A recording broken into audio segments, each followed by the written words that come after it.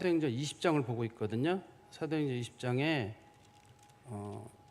보면 20장 1절에 보시면 이제 소요가 그침에라고 해서 이 본문이 시작을 합니다. 앞부분의 내용은 제가 조금만 설명을 드리고 오늘 좀 본문하고 연결해 설명드려야 될 것 같은데요. 사도 바울이 가장 오래 머물렀던 동네 중에 하나가 이제 에베소라는 동네예요. 에베소라고 하는 동네는 터키에서 지중해 쪽으로 유럽 쪽으로 붙어 있는 도시인데 그 도시에서 사도 바울이 한 3년 정도 있었습니다. 거기서는 그렇게 오래 있을 수 있는 이유는 어떻든 간에 말씀을 전할 수 있는 기회가 있었습니다. 계속적으로.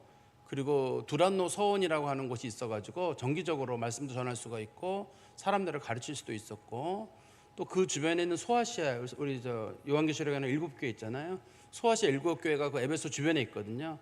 그 교회들을 사도 바울이 그 시기에 개척을 합니다. 개척을 해가지고 복음을 전하게 되고, 나중에 지금은 사도 바울이 개척을 하지만 나중에 이 교회 에베소 교회 담임 목사는 누가 되냐면 사도 요한이 되게 됩니다. 사도 요한이 에베소 교회 담임 목회자가 되고, 그리고 사도 요한이 그 아시아에 있는 7교회의 그 중심 인물이었기 때문에 자기가 관할하고 있는 7교회에 나중에 편지를 보내는 게 그게 요한계시록이에요. 어떻든 사도 바울이 이제 그 에베소라는 그 사역을 잘 하고 있었는데 사도 바울이 떠날 때가 됐는지 분위기가 너무 안 좋았습니다. 특별히 그 중에서 은으로 가지고 우상을 만드는 은장색이라고 불리는 데메드리오라고 하는 사람이 사도 바울이랑 그 주변에 있는 사람들을 고소를 해가지고 더 이상 이제 우상을 만드는 일을 자신들이 못하게 되고 소득이 안 생긴다고 봐가지고 이 사람들을 고발해가지고 쫓아내려고 하는 그런 수를 꾸몄거든요. 당시에 이제 서기장이 모든 걸 법적으로 해라라고 하는 바람에 생명은 건졌지만 더 이상 사도 바울이 에베소에서 복음을 전하기는 어려워졌습니다. 사도 바울이 복음 전하는 게 어려워져가지고 사도 바울이 생각하기를 하나님이 여기까지만 내게 복음을 전하게 하시는가 보다 싶어가지고 사도 바울이 이제 그곳을 떠나가지고 이제 우리 지난 시간에 봤던 본문인데요. 그 에베소에서 위로 좀 올라가면 드로아라고 하는 지역, 드로아가 우리 그리스 로마 신화에 나오는 트로이예요. 그 지역이 트로이 목마라고 불려진 그 지역입니다. 거기가 그만큼 유럽하고 아시아를 연결하는 중요한 지역이거든요. 그래서 그 드로아라고 하는 지역을 통해 가지고 마케도니아에 가서 사도 바울이 전하게 되는데, 마케도니아라는 지역도 지금도 나라가 있습니다. 마케도니아라는 나라가 지금도 마케도니아라는 나라가 있는데, 지금 마케도니아라고 하는 나라랑 성경에서 말하는 마케도니아가 꼭 같은 건 아닙니다. 지금 마케도니아, 우리가 성경에서 말하는 마케도니아는 일부는 지금의 그리스 지역, 그다음에 일부는 지금의 마케도니아, 그다음에 일부는 지금의 북마케도니아라고 불려지는 세 개의 나라로 구분되어 있거든요. 그래서 사도 바울이 이제 에베소에서 복음을 전하다가 이제 드로아로 갔다가 드로아에서 마케도니아로 가고, 마케도니아에 가면 도시가 여러 개 있어요. 여러분 잘 아는 도시 중에 빌립보도 들어 있고 베레아라고 하는 곳도 거기에 들어 있고, 사도 바울이 사역했던 그 교회들이 거기에 들어 있습니다. 사도 바울이 거기서 이제 복음을 전하다가 사도 바울이 자기가 오랫동안 마음에 두고 있던 곳이 있었거든요. 이제 일루리곤이라고 하는 곳이 있었는데 그곳에 가서도 이제 복음을 전할 기회가 있었어요. 사도 바울이 그 본문에 보시면 사도 바울이 드로아로 다시 돌아온 거거든요. 원래 드로아에 있었었는데 드로아를 떠나가지고 갔다가 다시 드로아로 돌아온 이유는 왜 그랬냐면, 우리 고린도 후서에 보면 고린도 후서 2장 12절에서 13절에 보면 사도 바울이 원래 자기가 드로아에서 복음을 전하려고 했는데 마음속에 자꾸 고린도에 남겨둔 디도가 걱정이 돼가지고 더 이상 여기는 못 있겠다 싶어가지고 할 수 없이 이 드로아에 머물지 않고, 드로아 큰 도시입니다. 거길 떠나가지고 마케도니아로 갔거든요. 그래서 마케도니아에 갔다가 중간에 어딘지는 모르지만 중간에서 디도를 만나게 돼요. 우리가 말하는 그 유명한 디도 있잖아요. 그 디도를 만나게 돼가지고 그 디도랑 같이 일루리건이라는 곳에 사도 바울이 복음을 전하게 됩니다. 그리고 사도 바울이 다시 쭉 내려가가지고 우리 성경에 보시면 한번 성경 말씀 보세요. 성경에 보시면 20장 2절에 보시면 그 지방으로 다녀가며, 그 지방이 마케도니아예요. 여러 말로 제자들에게 권하고 헬라에 이르렀다 할 때, 헬라는 고린도입니다. 사도 바울이 이제 고린도에 머물게 되는데, 고린도에서 얼마 동안 머물렀냐면 석 달 동안 머물렀다라고 돼 있어요. 성경에 보니까 석 달 동안 사도 바울이 머물렀는데, 요 석 달 동안에 일반적으로 학자들이 말하기를 사도 바울이 여기서 로마서를 썼다고 봅니다. 여기서. 왜냐하면 사도 바울이 고린도에 있을 때 상황이랑 로마서에 있는 내용이 너무 똑같아요. 자기가 고린도에 있을 때 도움을 받았던 사람들, 특별히 자기에게 집을 제공했던 가이오에 대한 언급이 되어 있거든요. 로마서에. 고린도에 머물렀을 때 자기에게 도움을 줬던 사람들이 명단에 쭉 언급이 되어 있기 때문에 사도 바울이 일반적으로 고린도에서 로마서를 썼다고 봅니다. 그래서 사도 바울이 거기서 로마서를 쓰고 난 다음에 우리 지도 한번 볼까요? 지난번 제가 지도에서 말씀드렸었는데 지도가 있을 거예요, 아마 저기 지도. 네. 눈빛이 없는 것 같기도 하고. 어떤 제가 설명을 드릴게요. 그러면 이제 사도 바울이 고린도에서 머물러고 있었는데 사도 바울의 계획이 어떤 계획이 있었냐면 거기서 곧바로 자기를 파송한 수리아의 안디옥으로 예루살렘 위쪽입니다. 사도 바울이 그걸로 배를 타고 직접 그 직선 거리예요. 그걸로 가려고 사도 바울이 준비를 했었어요. 그런데 고린도에서 배를 타려고 하는 순간에 첩보가 들어왔어요.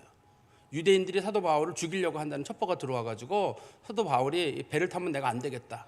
우리 성경에 보면 나오죠. 그 본문이 3절에 20장 3절에 보시면 거기서 석 달 동안 있다가 배 타고 수리아로 가고자 할 때 유대인들이 자기를 해하려고 공모함으로 마케도니아를 거쳐 돌아가기로 작정하니 여기 이 내용이에요. 그래서 원래 곧바로 배를 타고 수리아까지 직접 가야 되는데 사람들이 자기를 죽이려고 한다는 사실을 알게 돼가지고 사도 바울이 그러면 헌금 거둔 거랑 사도 바울을 도와줬던 사람들은 배를 타고 드로아에 가 있고 드로아에서 어차피 만나야 되거든요. 거기가 드로아에서 너희들은 만나고 거기로 가 있고 나는 걸어서 이 뭐 빌립보라든지 데살로니카라든지 그 다음에 또 이런 성경에 베레아라 이런 도시들을 쭉 거쳐가지고 빌립보에서 배를 타면 드로아로 가게 돼 있거든요. 내가 거기를 건너서 가겠다. 그러니까 너희들 다 준비하고 있어라. 사도 바울이 그래서 이 마케도니아를 한 번 또 전도 여행을 하기 또 한 번 된 거예요. 한 번 내려올 때 디도 때문에 따라 내려왔다가 디도 만난 다음에 다시 고린도에서 3개월 머문 다음에 다시 올라가서 사도 바울이 이제 드로아로 다시 가게 됩니다. 제가 우리 5절에 보시면 그 부분이 나오죠. 그들은 먼저 가서 드로아에서 우리를 기다리더라 이렇게 얘기하고 6절입니다. 우리는 무교절 후에 빌립보에서 배를 타고 떠나 닷새만에 드로아에 있는 그들에게 가서 이레를 머무니라. 이제부터 우리가 오늘 본문하고 연결된 본문인데요. 무교절을 지났다 이렇게 돼 있잖아요. 이 본문에 보시면 무교절 후에라고 돼 있으니까 이 성경에서 그 안식일 날은 무조건 양력 이거 꼭 머리에 염두에 두세요. 안식일은 양력이고 나머지 날은 다 음력이에요. 모든 날짜가 음력으로 계산이 되는데 그러면 안식일하고 유월절이 부딪혔다. 어떤 게 우선이냐면 안식일이 우선이에요. 유대인은 어떤 절기도 안식일을 앞장설 수가 없습니다. 성경에는 그런 내용들이 잘 안 나오지만 유대인들의 기록에 보면 안식일하고 뭐 어떤 날짜가 부딪히면 무조건 안식일이 우선권을 가지고 있어요. 모든 것을. 그래서 안식일만 유대인들이 유일하게 양력으로 지키고 왜 그러냐면 양력은 가는 날짜가 정해져 있거든요. 7일 간격으로 끊으면 되거든요. 근데 음력은 날짜가 변해요, 자꾸만. 그런데도 불구하고 전통적으로 유대인들이 음력을 지켜왔기 때문에 이 본문에서 말하는 무교절이 지났다. 원래 무교절, 우리 유월절이라고 불리는 날짜가 유대인들 달력으로 유대인 달력입니다. 유대인 달력 음력으로 1월 14일에 얘기해요. 그리고 무교절이 지났으니까 7일이 지났으니까 이게 1월 21일입니다. 요즘 우리나라 달력으로 말하면 한 4월 중순쯤 될 때 일이에요. 이게요.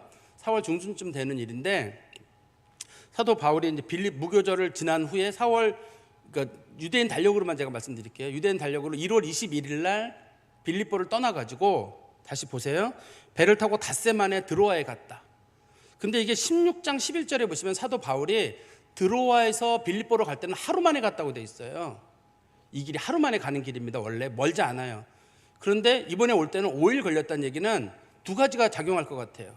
하나는 풍랑이 일어가지고 곧바로 못 갔든지 그게 하나가 있었든지 아니면 사도 바울을 추격하려고 하는 사람, 죽이려고 하는 유대인들이 있었기 때문에 사도 바울과 그 사람들이 삥삥삥 돌아가지고 일부러 추격군들을 쫓아내고 떨쳐뜨리고 사도 바울이 그걸로 갔든지 어떻든 그 길이 5일 갈 수 있는 거리는 아닙니다. 하룻밤 사이에 가는 길이거든요. 근데 그 일이 5일 걸렸다고 성경에 기록이 되어 있으니까 왜 5일이 걸렸는지는 몰라요. 아마 두 가지 정도로 추측을 할 수 있을 것 같은데요.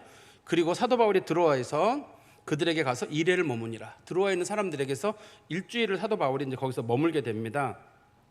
오늘 본문이 뭐 실제로 절순 6-7절밖에 안 되는데 그래도 성경에서 중요한 사건이 여기 하나 기록이 돼 있죠. 유두고라고 하는 사람이 3층에서 떨어져 죽었다가 살아난 사건이 기록돼 있어요.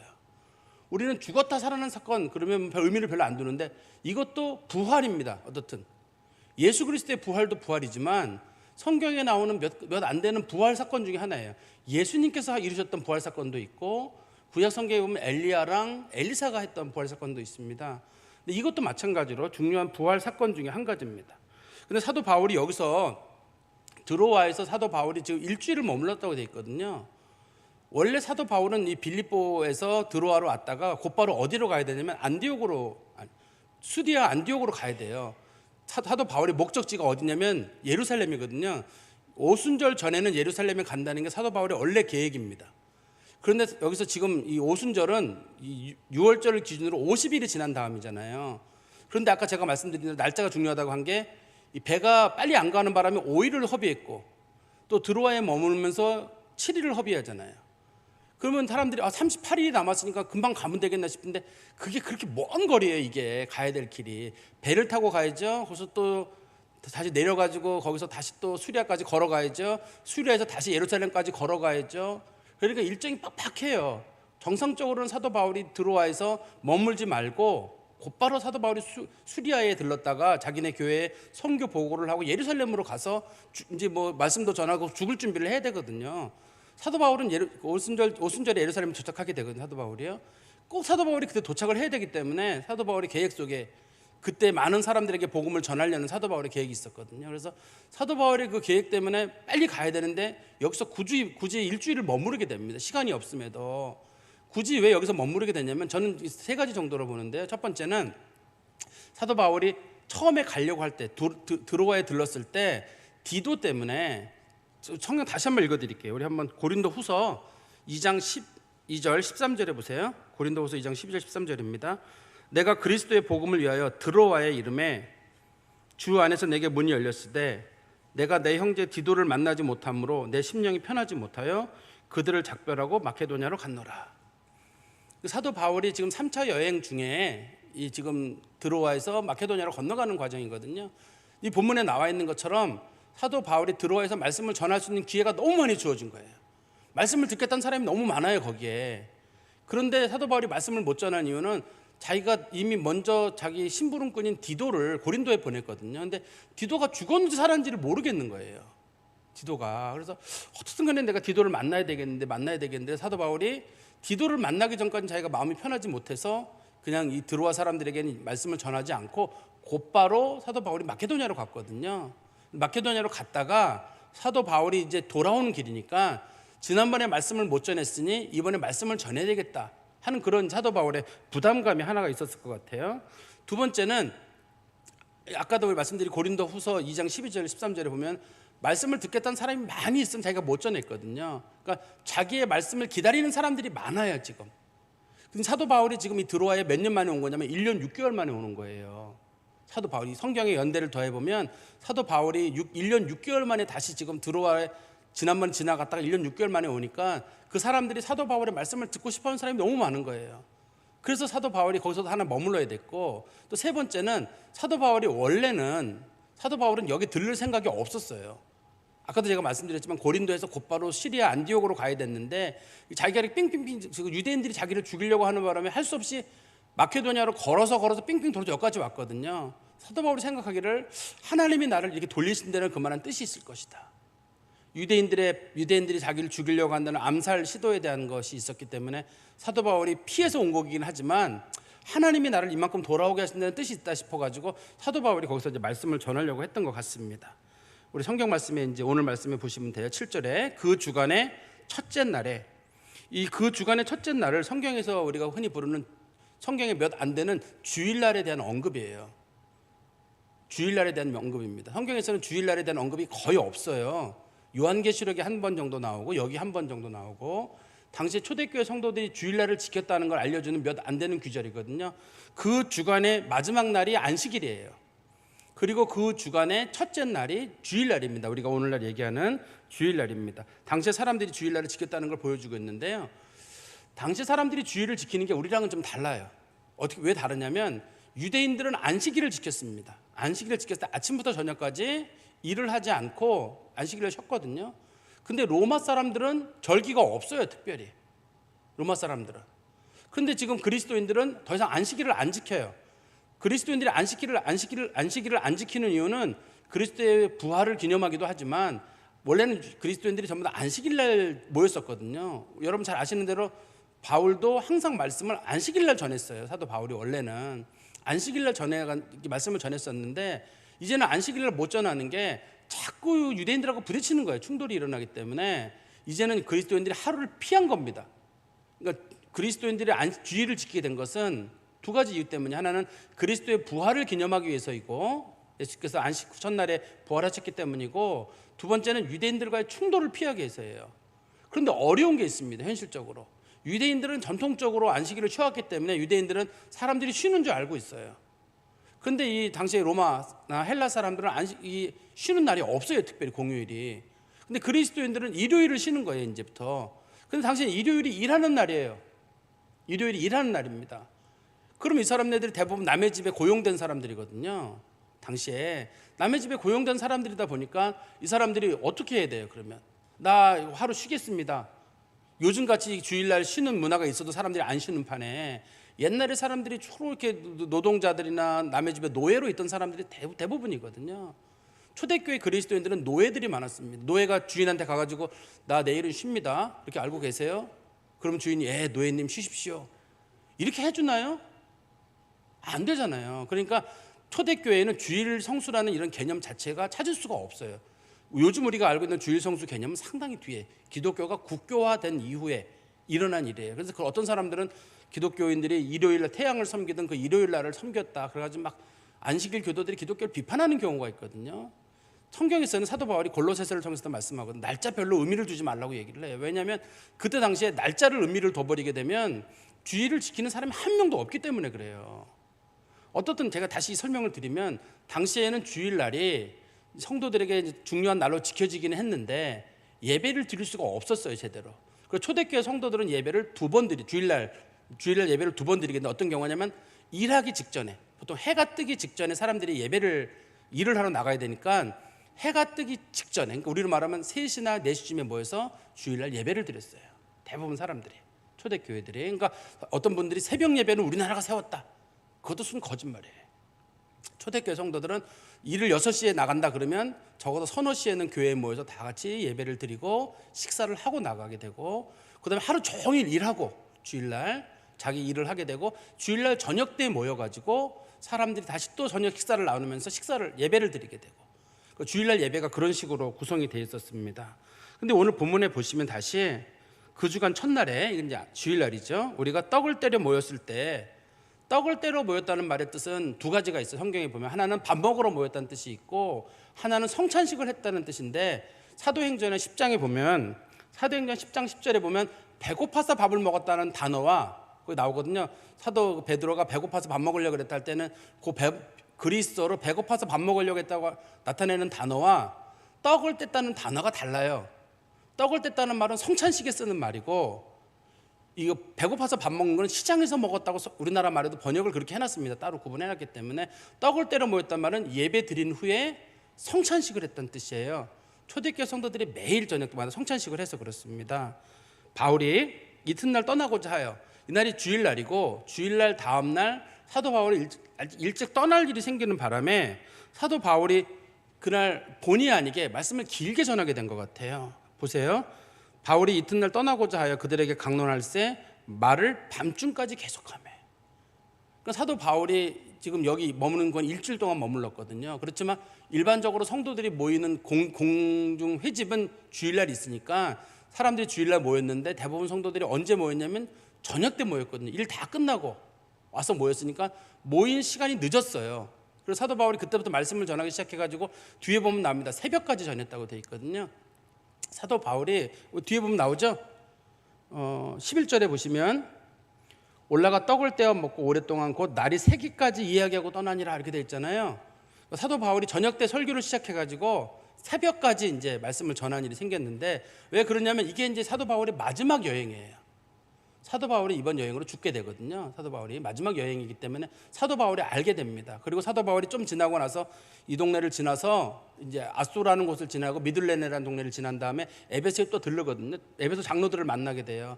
장로들이 알아요. 이번에 사도 바울이 가면 죽는다는 걸 알고, 그렇지만 사도 바울이 그 유명한 말, 나의 달려갈 길과 주 예수께 받은 사명, 은혜의 복음을 전하는 일을 마치려 하면은 나의 생명을 조금도 귀한 것을 여기지 않는다.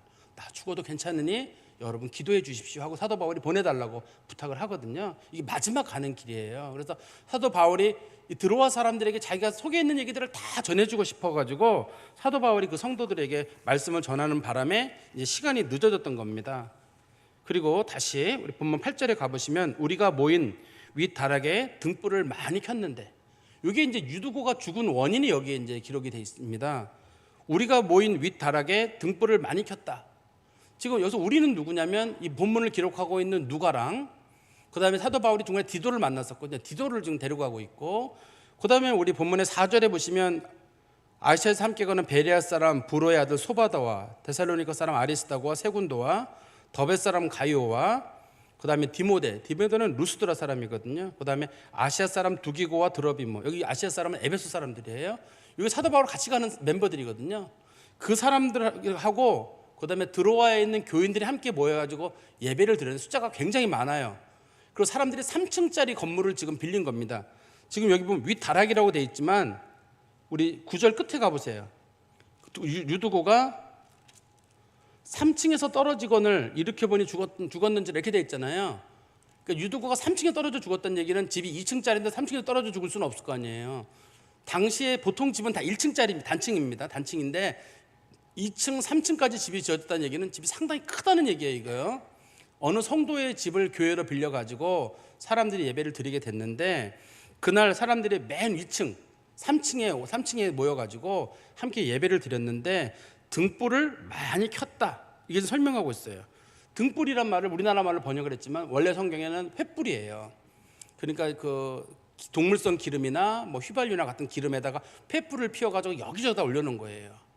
근데 이 날이 아주 더운 날은 아닙니다. 우리나라 절기로 지금 제가 아까 말씀드린 4월 중순쯤 된다고 했잖아요.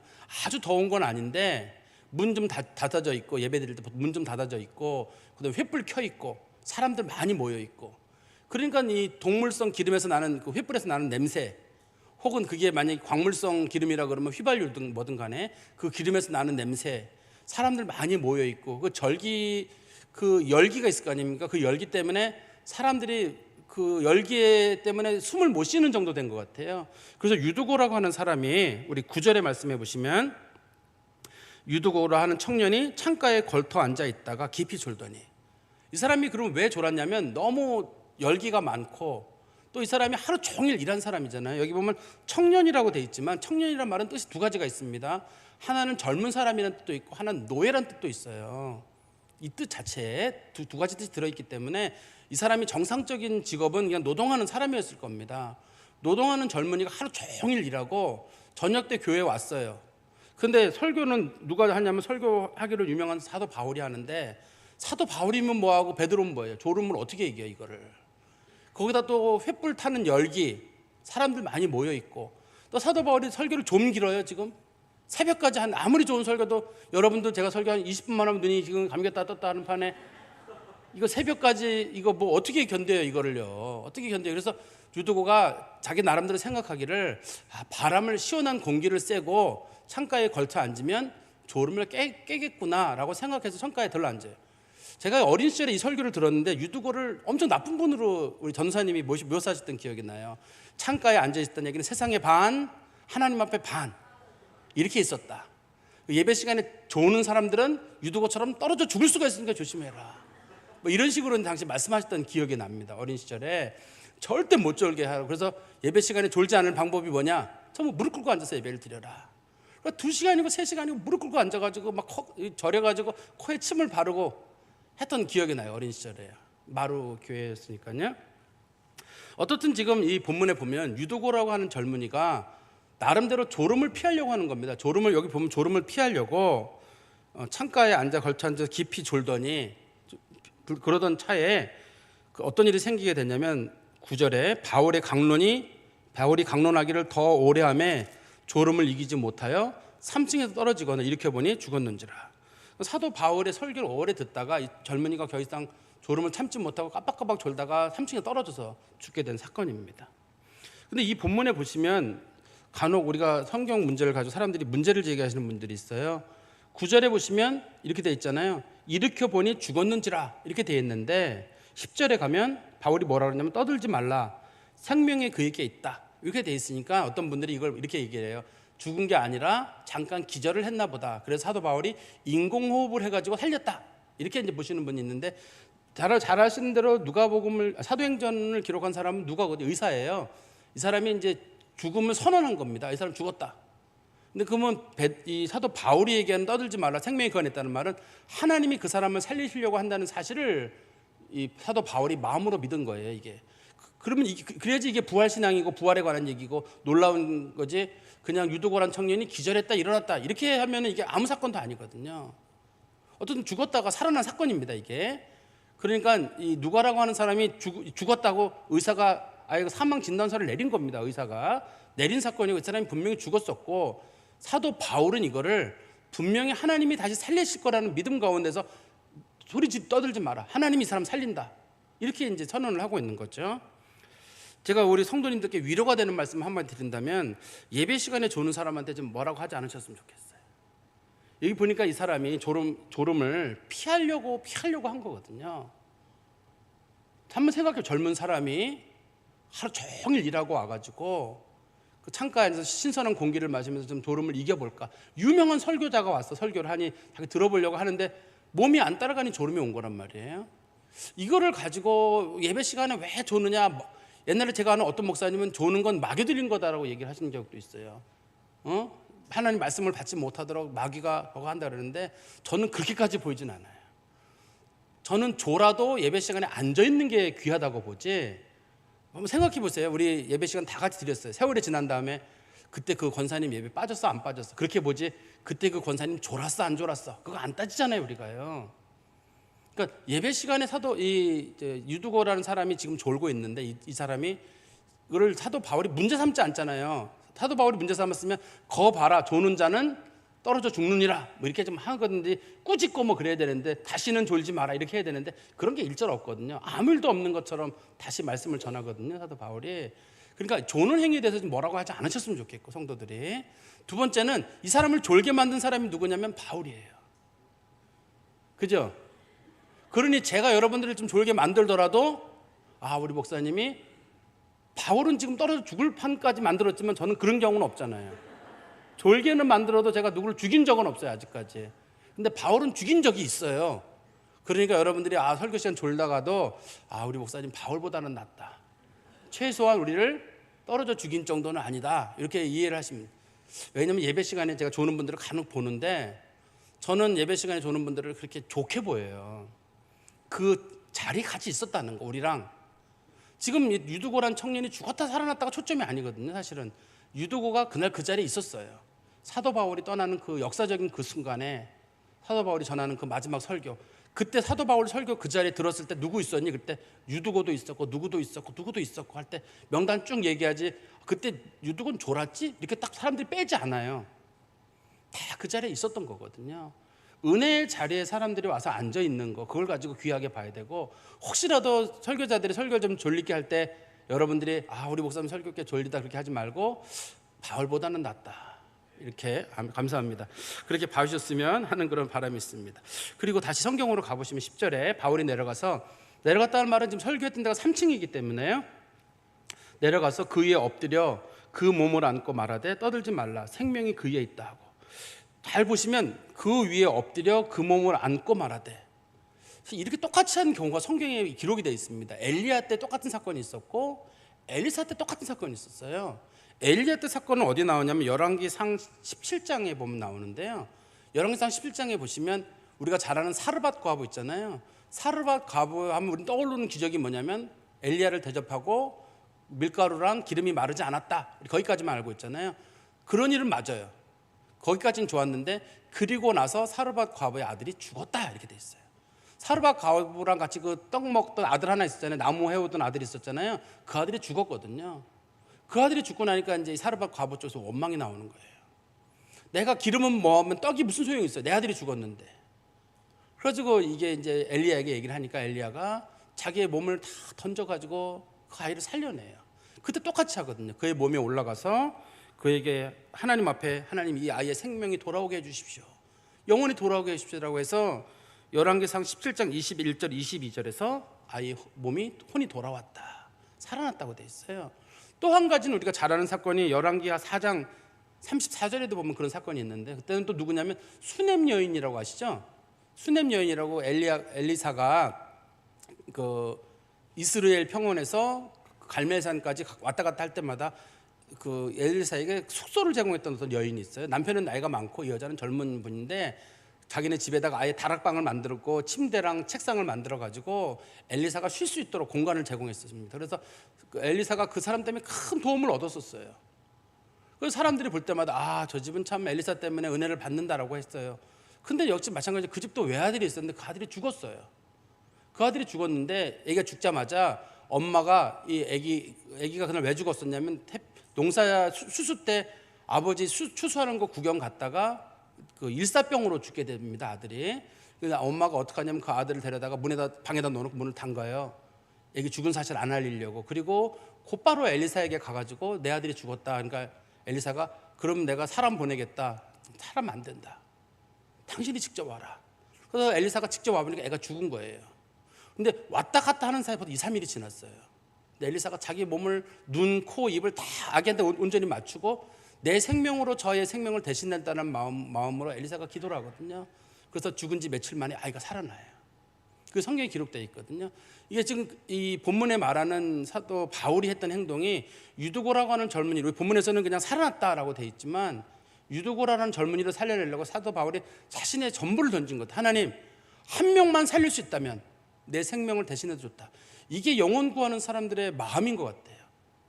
나도 살고 저 사람도 살았으면 좋겠다가 아니라 내가 죽고 저 사람이 사는 거예요. 엘리야도 그렇고 엘리사도 마찬가지거든요.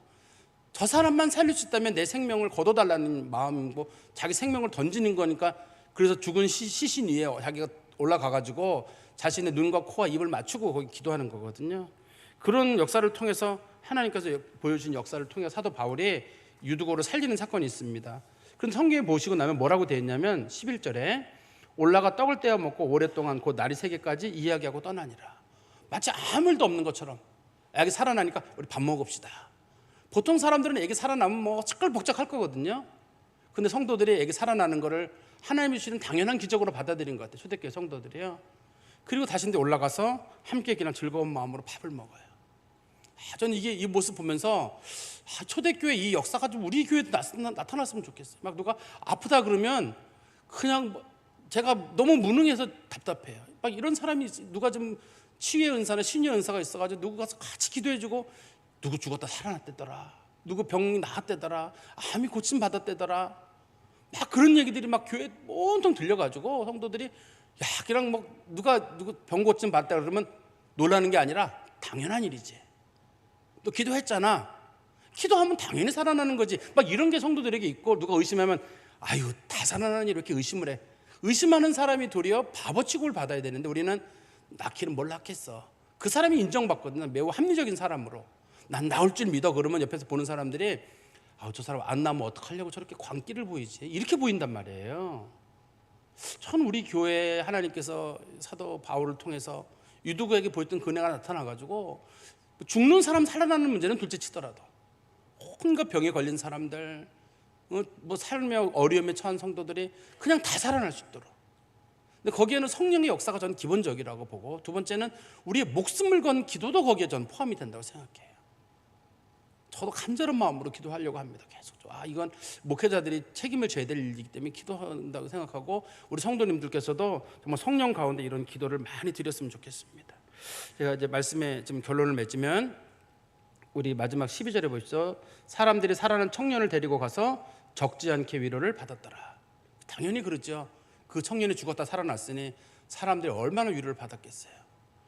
이 친구가 그 유두고가 떨어졌을 때, 3층에서 떨어졌을 때 발 먼저 떨어졌을까요? 허리 먼저 떨어졌을까요? 배 먼저 머리 먼저 떨어졌을까요? 정상적이면 머리 먼저 떨어졌을 거예요. 상당히 몸에 훼손됐을 겁니다. 근데 그거 다 고침받은 거지, 생명은 살아나고 그리고 유두고가 평생 장애를 앓고 지냈다, 이런 게 아니잖아요. 하나님께서 놀랍게 살리시는 모습을 보면서 이게 하나님이구나. 역시 신앙이란 이런 거고, 기독교인들이 박해도 받고 뭐 하면서도 신앙생활에 신이 났을 것 같아요.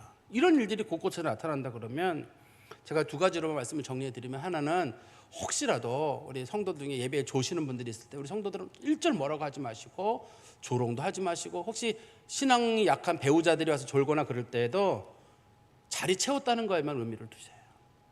잘 조는 사람, 저도 잘 조는 사람입니다. 또 잘 안 조는 분도 계셔요. 정말 어떤 분들은 진짜 악질이 있더라고. 죽어도 안 조는 분이 있어요. 그런 분들은 뭔가 문제가 있는 분이에요. 가끔씩 졸아야 졸기도 하고 뭐 그럴 필요도 있는데, 어떻든 간에 성도들이 예배 시간에 졸거나 그런 분들이 계시더라도 자리를 채우는 게 중요한 일이지, 바른 자세, 맑은 정신, 이왕이면 그러면 좋겠지만 우리가 그런 날이 며칠이나 되겠어요. 우리 마음대로 되는 게 아니지 않습니까? 그게 나도 마음대로 안 되는데 왜 다른 사람이 혹 졸거나 예배 시간에 힘들어할 때 왜 그런 자세로 있느냐, 왜 저는 이러지 마시고, 참 우리가 좀 저게 하나님의 역사가 나타내는 순간인가 보다 하고, 우리도 도리어 좀 좋은 마음으로 받아주셔서 처음 교회 오시는 성도들, 남편들이나 이런 자녀들이 예배 시간에 절대 막 꼬집고 틀지 마시고, 목사님이 봤다 그러는데 못 봤어요 제가. 그러니까 그냥 가만 놔두시고 그냥 예배 자리로 계속 오도록, 하나님이 주무시게 할 때도 있고 하나님 깨우실 때도 있으시니까 그건 하나님께 좀 맡기시고, 우리 성도들은 예배 시간에 조는 사람들을 뭐라고 하지 마시고, 또 부탁드리기는 제 설교가 아주 졸려온 날은 우리 목사님도 바울이 돼가나 보다, 그렇게 여러분들이 좀 이해를 해주시길 바랍니다. 그리고 맨 마지막에는 하나님께서 참 이렇게 유두고 살리시는 이적을 보면서 부러워요. 저는 이때 하나님이 지금도 살아계신 하나님이라고 믿고 있고, 그때 역사는 하나님이 역사한다고 믿어요. 요즘 사람들이 이게 잘못하면 신사도 운동이라고 해가지고 잘못된 신비주의 운동으로 가는 건 저는 반대예요.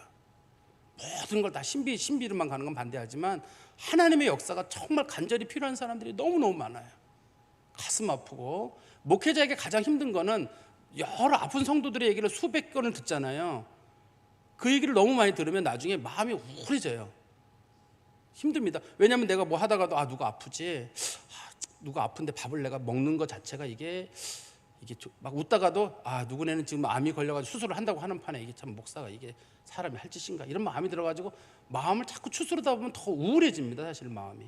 그때 마음속에 들기를 정말 내가 정말 능력이 있어가지고 기도해가지고 확 좀 났으면 좋겠는데, 저는 능력은 별로 없고, 능력 많은 분들이 눈빛이 보이거든요. 그런 분들이 기도하시고 신유의 은사를 가진 분들 우리 가운데 있으셔가지고 하나님이 낫게 하신다는 그 믿음이 있는 사람이 전 역사가 나타난다고 믿거든요. 그래서 우리 성도들 중에도 이렇게 그런 은사를 가진 분들이 좀 많아져서 교회에 이런 어려운 분들이 많이 좀 회복되고 치료받는 그런 은혜가 있기를 간절히 소망합니다. 기도하겠습니다. 하나님 아버지, 주님을 감사합니다. 사도 바울이 드로아에서 꼭 그들에게 말씀을 전해야 했고, 또 그 말씀을 듣는 자 중에 죽었던 자가 살아나는 역사를 통해서 그 성도들이 뜻밖의 하나님은 죽은 자를 살리시고 없는 자를 있는 것 같이 하시는 분이라는 사실을 그들이 깨닫게 되었을 줄 믿습니다. 하나님 바라올 건데, 저희도 하나님은 죽은 자를 살리시며 없는 것을 있는 것처럼 만드시는 놀라운 분이신 것을 알고, 창조주 하나님께서 무엇인지 하신다는 분명한 믿음 가운데 저희들이 서게 하여 주시옵소서. 예수 그리스도의 이름으로 기도하옵나이다. 아멘. 찬송가